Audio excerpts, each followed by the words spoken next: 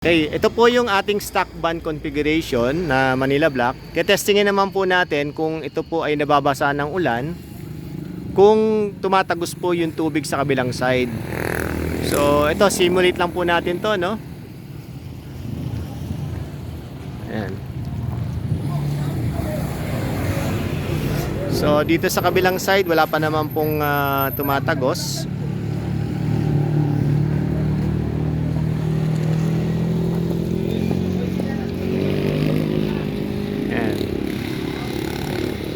Tuloy-tuloy lang po yung pagbabasa ni Rene nung ating Manila Block Wall na stock band configuration. Huwag mo lang paabutin masyado sa tuktok, Rene, para walang tatalsik sa kabilang side.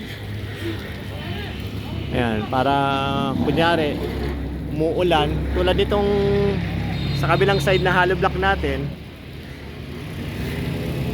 pag nababasa ng ulan, ito kasi dry stacking to, no? Wala pa yan na hindi natin yan nilagyan ng pressed cement mortar sa loob upang ipakita natin na kahit na hindi pa po natin napapalitadahan o napifinishing, siya naman po ay merong capability upang hindi po sumipsip o mag-absorb po ng tubig at tumawid po sa kwarto.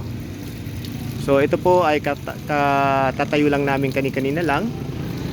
Inabot kami ng 23 minutes para itayo ang 4.4 meter yung kanyang haba at 1.2 meter ang kanyang taas. Yung tatlong layer po sa baba kasi ay nabuhusan na po yan ng semento or pemarente na. Yan na po ang ginagamit namin na puting. Silip tayo sa kabila.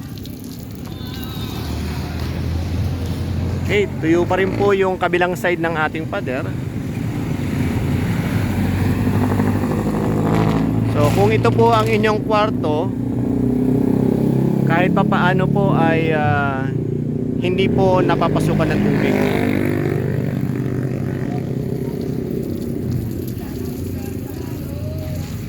Ayan, hindi natin magagawa yan sa ordinary hollow block na pagka naitayo mo ngayon, pwede mo na kagad gamitin. Ito kasi pwede na natin itong barenahan, pwede na tayo maglagay ng load, pwede ka nang magkabit ng bracket ng TV o kaya ng cabinet dahil kaya na po itong kumuha ng load dahil ang ating mga Manila Block ay load bearing po.